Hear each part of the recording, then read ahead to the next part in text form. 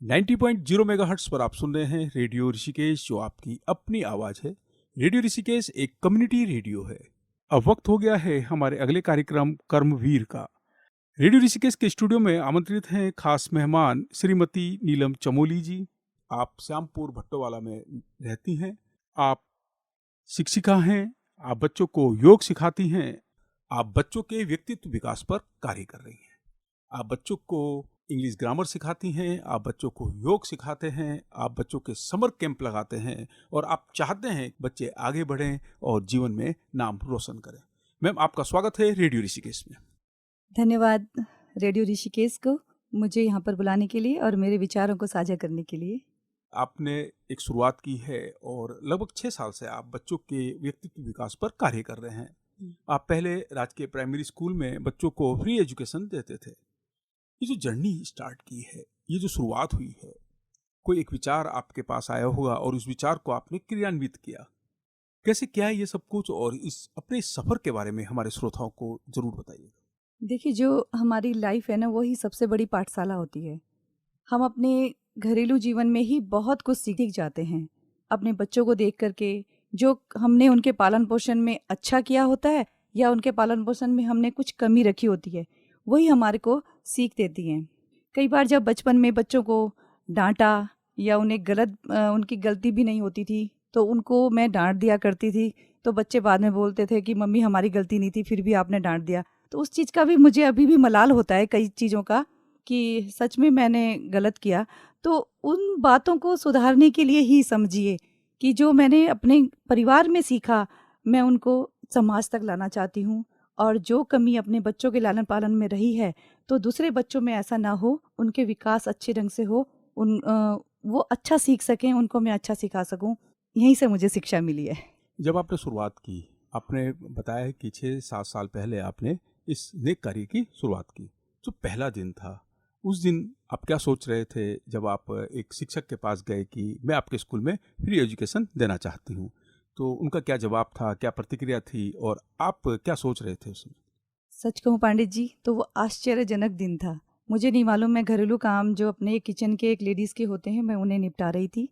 और निपटाते निपटाते ही मेरे दिमाग में न जाने कहाँ से कौन सी शक्ति ने मेरा साथ दिया कि मैं घर से निकली बिना बताए किसी को, और उस प्राइमरी स्कूल में जा कर के चली गई। उनसे वहाँ के जो प्रिंसिपल थे उनके पास जाके बैठ गई। उन्हें भी लगा कि शायद ये कोई सर्टिफिकेट वगैरह लेने आई हैं। तो वो भी अपने स्कूल की कहानियाँ सुनाने लगे। फिर मैंने जब उनसे बोला कि मैंने कहा सर, मैं, आप मेरी बात तो सुन लीजिए, मैं क्यों आई हूँ? तो कि बोलिए। मैंने कहा मैं आपके स्कूल में थोड़ी सी सेवा देना चाहती हूँ। जो मेरे पास 1-2 घंटे का टाइम बचा होता है नाश्ता निपटाने के बाद और लंच के बीच का, मैं वो देना चाहती हूँ। तो उनको यकीन ही नहीं हुआ कि मैडम हम पैसा एक मिनट देंगे। तो मैंने कहा मुझे पैसा नहीं चाहिए, मुझे सिर्फ बच्चों के साथ अपना जो मेरे अंदर ज्ञान है उसको मैं बच्चों को देना चाहती हूँ, उसको मैं वेस्ट नहीं करना चाहती। कि ठीक है, आपका स्वागत है बहुत। और वो उन्होंने जो लाइन मुझे कही थी कि मैडम अगर आपके कदम अगर मेरे स्कूल में पड़े हैं तो इस स्कूल का कुछ अच्छा ही होने वाला है, ये सब उन्होंने बोला। वो अनूप भट्ट सर थे, मैं उनको ज़रूर याद करना चाहूँगी यहाँ पर। तो उस दिन से शुरुआत हुई, और वो कौन सी शक्ति थी जो मुझे वहाँ तक ले गई। उससे पहले मैं उस प्राइमरी स्कूल में आज तक कभी नहीं गई थी। सिर्फ एक दिन वो वोट डालने वाला दिन होता है जो, उसके अलावा मैं उस स्कूल में कभी नहीं गई।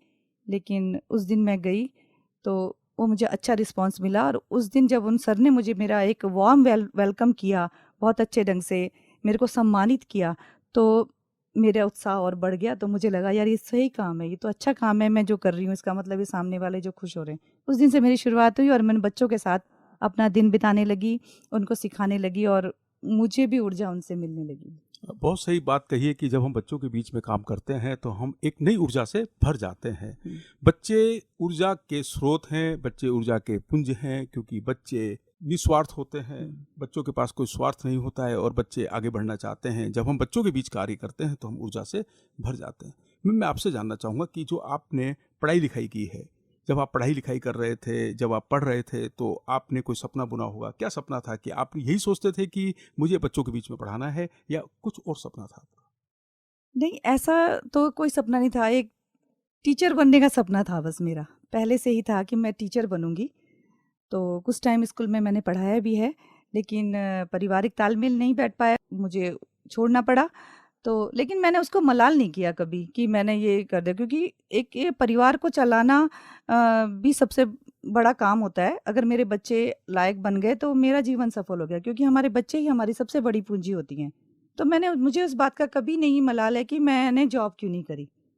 फिर मैंने कोई अपना रास्ता ढूँढ लिया, मुझे लगा मुझे समाज के लिए कुछ करना है, तो मेरे दिमाग में जब चलता रहता था, तो ये समझिए कि जब हम अच्छी दिशा की ओर कुछ सोचते हैं, तो जो एक दैवीय शक्ति होती है, वो भी हमारा साथ देती है। सकारात्मकता जो हमारे अंदर रहती है, तो हमारा शक्ति भी हमारे साथ देती है, तो मेरा कदम उस ओर उठ गया, तो अब उसी दिशा में मैं चलने लगी हूँ और मुझे अच्छा भी लगने लगा है और बच्चों को भी मुझसे बहुत स्नेह होने लगा है। और जब वो बच्चों का स्नेह मेरे प्रति हो गया है, तो मेरे को लगता है कि मैं इन्हें क्या नया सिखा सकूँ, मैं क्या नया दे सकूँ इनको।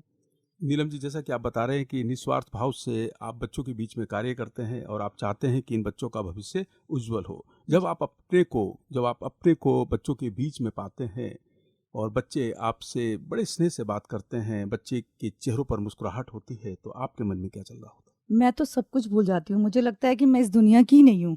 मुझे नहीं लगता कि मेरा घर भी है, कुछ है। वो जो 1-2 घंटे मेरे पास होते हैं ना, मैं दूसरी दुनिया में चली जाती हूँ। उनकी मुस्कान, उनके चेहरों की चमक जो होती है ना, वो मेरे को ना बचपन में लौटा देती है। मुझे लगता नहीं है कि जब कोई पूछता है कि उम्र कितनी है, तो मुझे तब याद आता है कि मुझे अपनी उम्र बतानी है। तो मैं बच्चों के साथ बहुत घुल-मिल जाती हूँ। मुझे याद नहीं रहता कि और मैं क्या हूँ, कौन हूँ, मैं भूल जाती हूँ। मुझे लगता है कि बस मैं बच्चा ही हूँ। मैं आपसे जानना चाहता हूँ कि जब आपने प्राइमरी स्कूल में बच्चों को फ्री एजुकेशन दी, क्या आज भी आप उन बच्चों को उसी स्कूल में फ्री एजुकेशन दे रहे हैं? नहीं, नहीं सर, मैं उस स्कूल में नहीं दे रही हूँ, क्योंकि जो बच्चे वहाँ से पास आउट हुए, तो फिर वो भी मुझे बोलने लगे कि मैडम हमें पढ़ाइए। लेकिन मैं कैसे तालमेल नहीं बिठा पा रही थी, क्योंकि स्कूल में भी जाना था, फिर घर भी देखना होता है, तो इतना टाइम मुझे नहीं मिल रहा था। तो फिर मैंने ये करा कि जो शाम का मेरा समय था, तो मैंने उन बच्चों को बोला कि आप मेरे घर पर ही आइए। तो उस स्कूल के बच्चे भी और जो बच्चे पास होकर के बड़ी क्लास में चले गए हैं, तो वो बच्चे भी फिर मेरे घर पे ही पढ़ाई करते हैं, योग करते हैं, खेलते हैं, डांस करते हैं, ये सब एक्टिविटी करते हैं। आप अकेले ही ये सब कुछ करते हैं या आपके साथ और भी सहयोगी हैं? नहीं, जो घर में अभी तक तो मैं अकेली ही करती हूँ। जब घर में बच्चे आते हैं पढ़ने, वो तो सब कुछ मैं अकेली करती हूँ।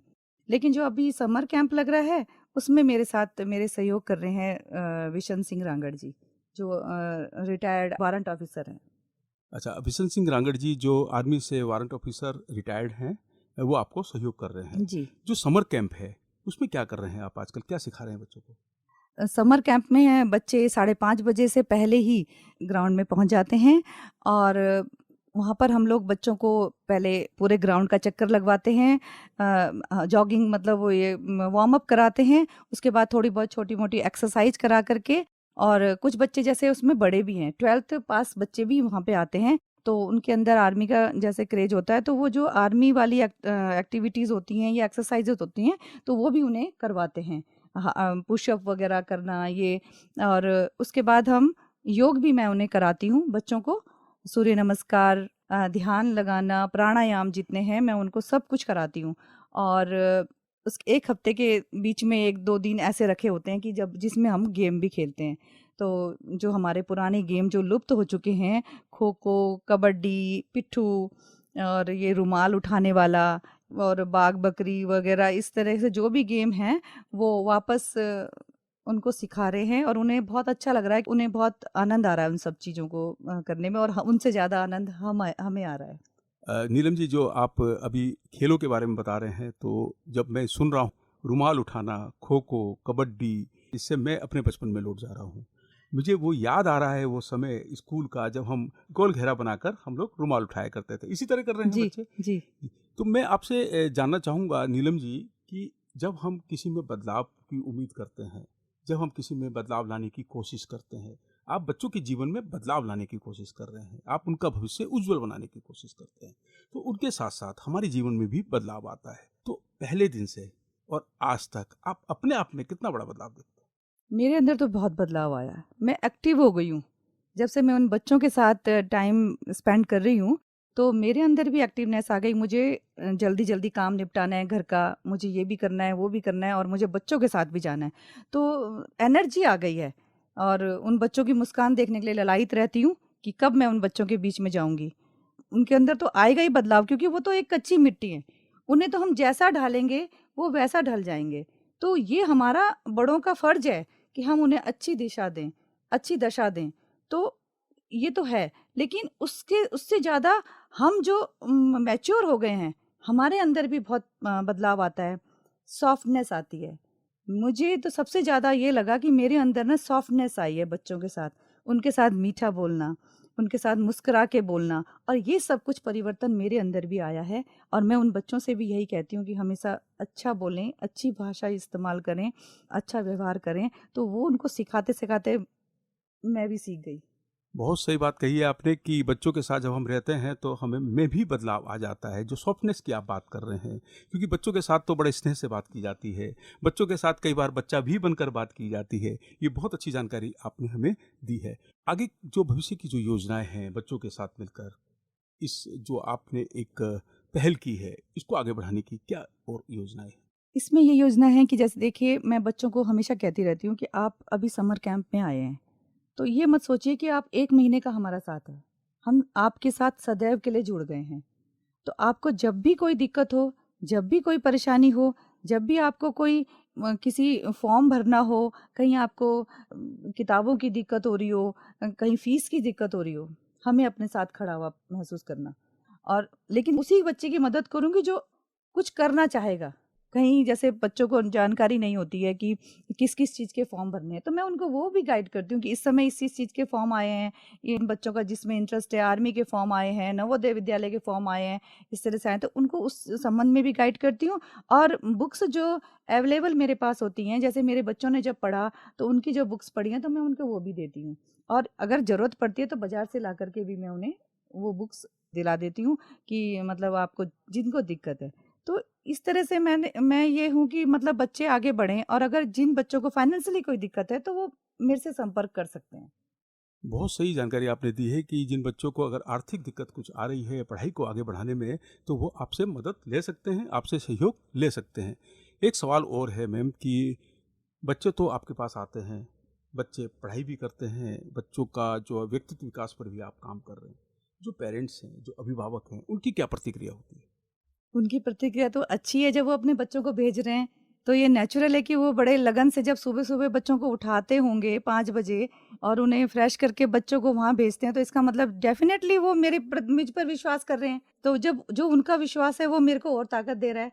जब बच्चे इतनी सुबह-सुबह, हमारा जो ग्राउंड है वो जंगल के आस-पास है, तो वो जब सुबह बच्चे आ रहे हैं, तो नेचुरल है कि वो उनका सपोर्ट भी मिल रहा है और मेरे ऊपर उनका विश्वास भी बढ़ रहा है। पेरेंट्स का विश्वास आप पर बढ़ रहा है और पेरेंट्स चाहते हैं कि उनके बच्चे आगे बढ़ें और इसलिए वो आपके पास अपने बच्चों को भेजते हैं। हुँ, शुरुआत जब आपने की थी, एक तो आप स्कूल में पढ़ा रहे थे, फ्री हुँ, एजुकेशन दे रहे थे। हुँ। उसके बाद जब आपने खुद से शुरुआत की, आपने अपने घर घर में पे। बच्चों को पढ़ाना शुरू किया, तो शुरुआत में क्या प्रतिक्रियाएँ मिली बच्चों की और क्या सभी बच्चे खुद से आ रहे थे या आपको उनको बुलाना पड़ा? नहीं, मैंने नहीं उनको, 1-2 बच्चे आए जैसे कि मैडम पढ़ा दो। घर में जैसे बच्चे रिक्वेस्ट करने लगे मैडम पढ़ा रहे हो, तो जब उनको 1-2 बच्चे आए, उनको देखा-देखी दूसरे भी आए, तो मैं किसी को घर पे बुलाने नहीं गई, मुझे कहीं जाना नहीं पड़ा। एक-दूसरे के साथ सहयोग से ही बच्चे वहाँ पे आने लगे, और कोई दिक्कत नहीं आई कि मुझे किसी की खुशामद करनी पड़ी हो या किसी बच्चे को फ़ोर्सफुली बोलना पड़ा हो।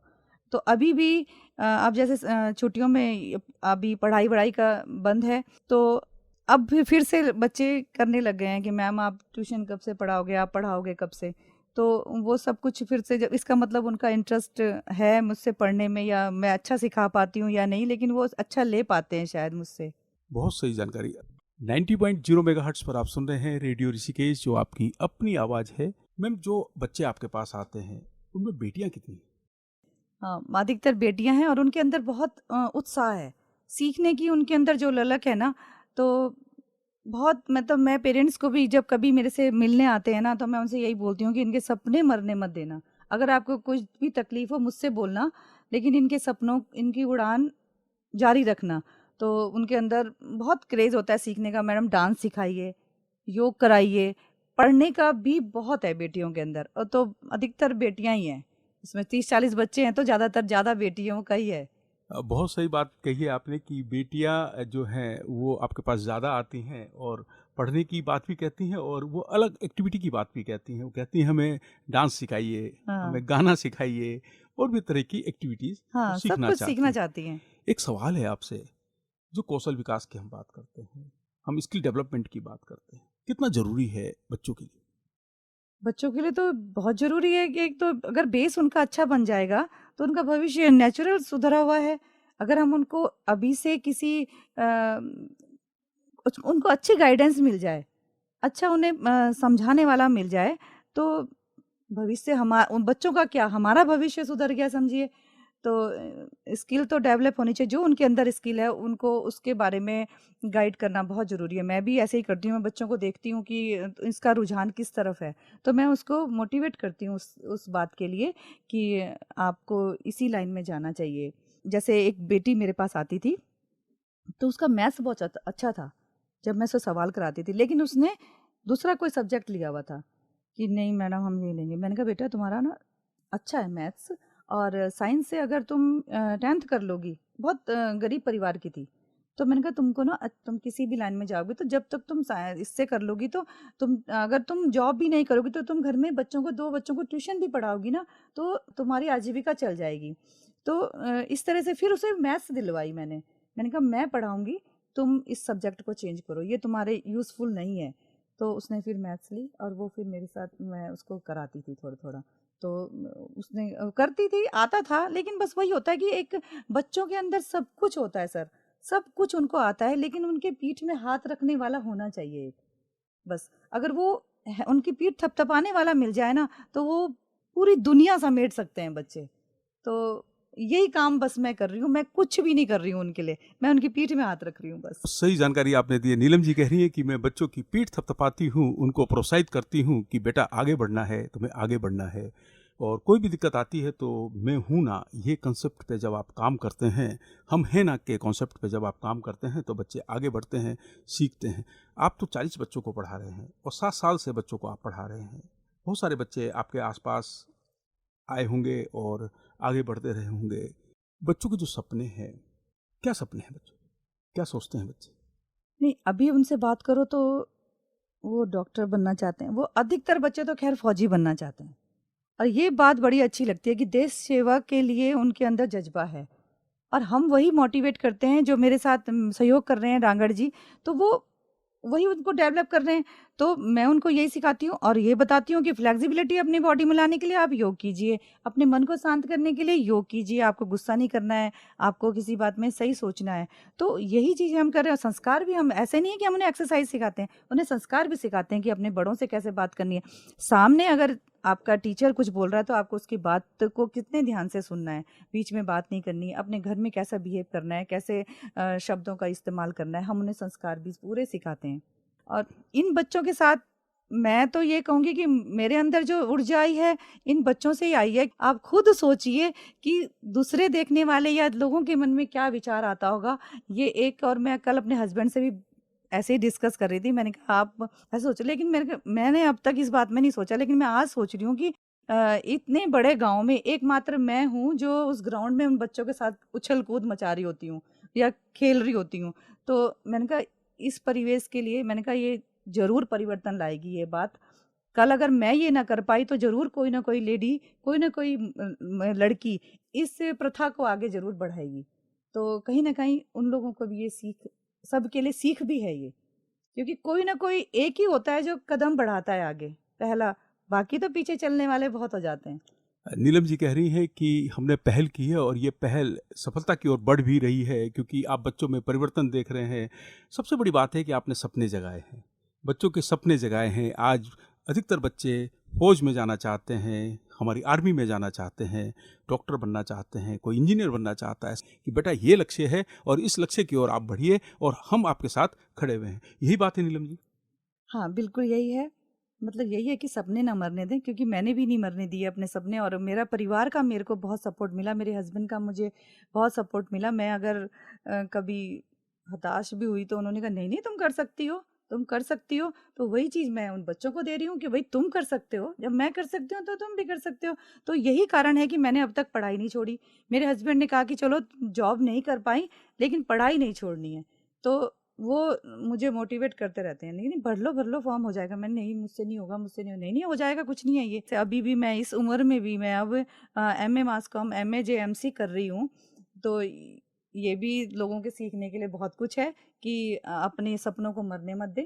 जो भी आप बनना चाहते थे, आप किसी भी उम्र में बन सकती हैं। और ये नहीं है कि अब हो लाइफ खत्म हो गई, अब बच्चे हो गए, हमारे घर हो गया, नहीं। आपकी एक मुझे लगता है जब बच्चे हमारे बड़े जाते हैं ना, हमारे अंदर फिर से हम जवान हो रहे होते हैं, हमारे अंदर सपने फिर से जागृत हो रहे होते हैं। तो उन सपनों को मरने मत दें, उन सपनों को और जगाएं और कुछ ना कुछ करते रहें। जो महिलाएं, मैं महिलाओं के लिए भी थोड़ा सा बोलना चाहूँगी कि जो भी महिलाएं हैं, मेरी बहनें हैं, वो ये ना सोचें कि अब हम बुजुर्ग हो गए हैं या हम क्या करेंगे, अब इससे कुछ क्या फ़ायदा है। इससे बहुत फ़ायदा है। मैं तो जॉब नहीं करूँगी इन सब चीज़ों को लेकर के, लेकिन मैं जिन-जिन लोगों से इस दौरान मिली हूँ, उनसे मेरे जो पर्सनैलिटी है उसमें निखार आया है। मेरे विचारों में बहुत परिवर्तन आया है, मेरे व्यवहार में बहुत परिवर्तन आया, क्योंकि मैं इस दौरान इतने पढ़े-लिखे लोगों से मैंने मिली हूँ, उनसे बातचीत की है, उनके विचारों को जाना, तो ये लगा यार क्या-क्या लोग कर रहे हैं और हम कुछ भी नहीं कर रहे हैं। तो ऐसे जिज्ञासा बढ़ती है। और इन इस तरह से आप लोग कुछ भी करें तो कुछ नहीं करते तो कोई भी फॉर्म भर दीजिए आप।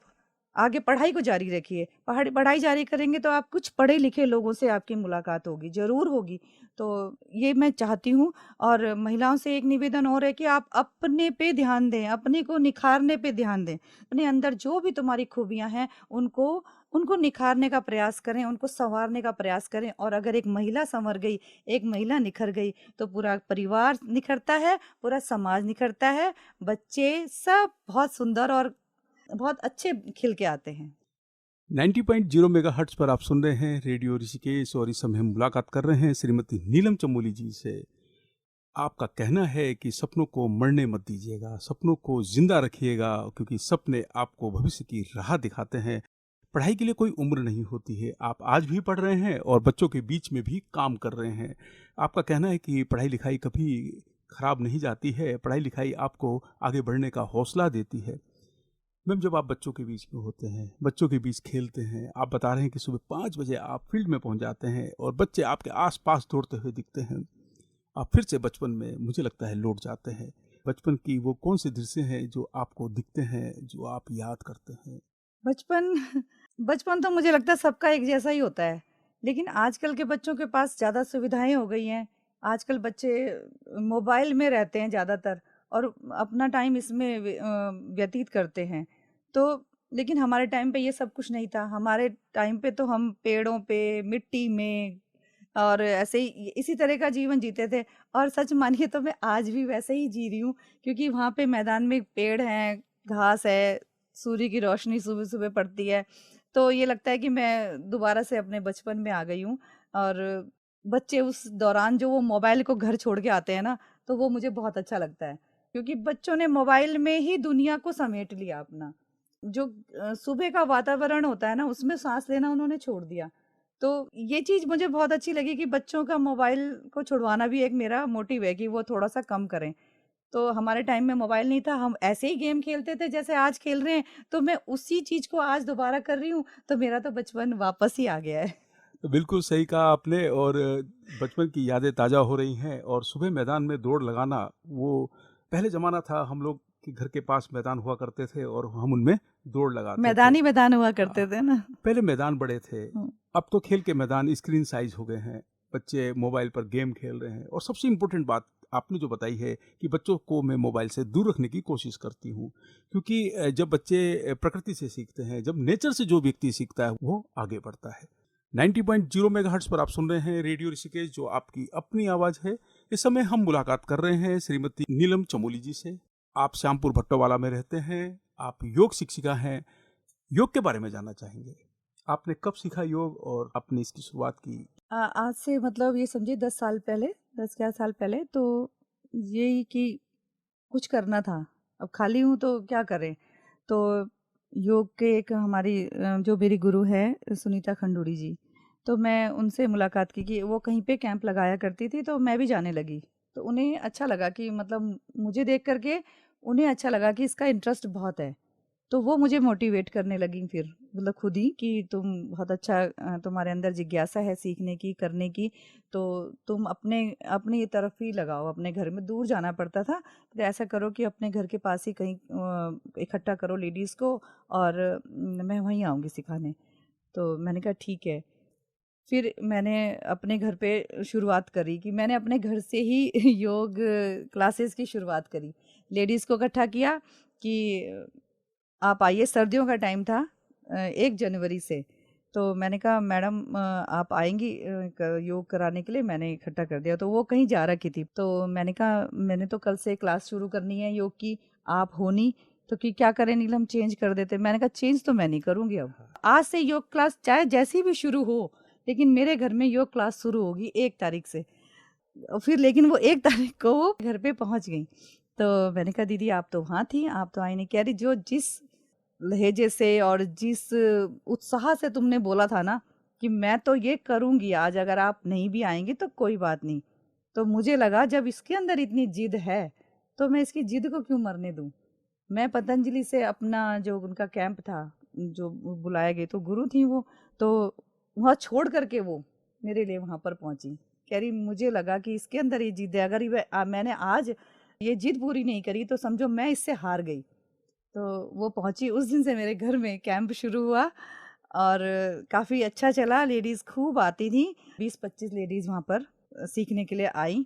उसके बाद मेरी जिज्ञासा बढ़ती गई और फिर मेरे सीखने का भी उत्साह बढ़ता गया। इस तरह से ये स्टेप शुरू हुए, फिर सिखाते-सिखाते मैं और सीखने लगी, फिर ये चल गया, दौर चल गया। बहुत अच्छी जानकारी आपने दी है कि कभी-कभी जिद्दी होना भी बहुत ज़रूरी होता है।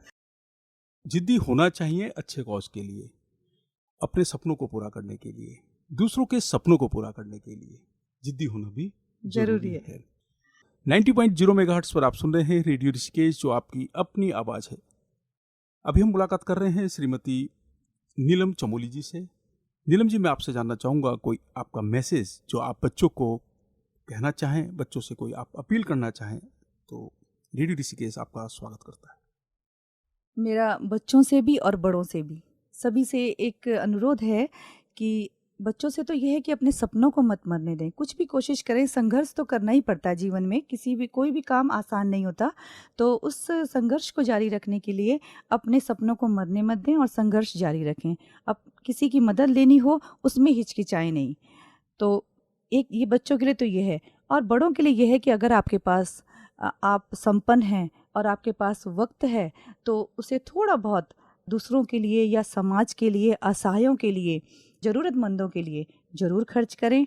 2 लाइनें यही कहूँगी कि हम ये ना सोचें हमें क्या मिला है, हम ये ना सोचें हमें क्या मिला है, ये सोचें कि हमने किया क्या है अर्पण।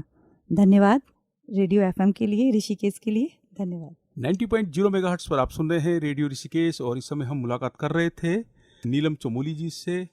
आप श्यामपुर भट्टोवाला में रहते हैं और आप एक बड़ा काम कर रहे हैं। बच्चों के व्यक्तित्व विकास के लिए आप बड़ा काम कर रहे हैं, बच्चों की शिक्षा के लिए आप बड़ा काम कर रहे हैं। मैम, आपका आभार, आपने रेडियो ऋषिकेश पर आकर अपना अमूल्य समय दिया, उसके लिए हम आपका आभार व्यक्त करते हैं। बहुत बहुत आभार, बहुत बहुत धन्यवाद। रेडियो ऋषिकेश का बहुत बहुत धन्यवाद, मेरे विचारों को सुनने के लिए धन्यवाद। 90.0 मेगाहर्ट्ज़ पर आप सुन रहे हैं रेडियो ऋषिकेश, जो आपकी अपनी आवाज़ है। इस कार्यक्रम के संबंध में यदि आप कोई सुझाव देना चाहते हैं तो आप हमें व्हाट्सअप कर सकते हैं। हमारा व्हाट्सअप नंबर है 9411392967। मैं रिपीट कर रहा हूँ, 9411392967।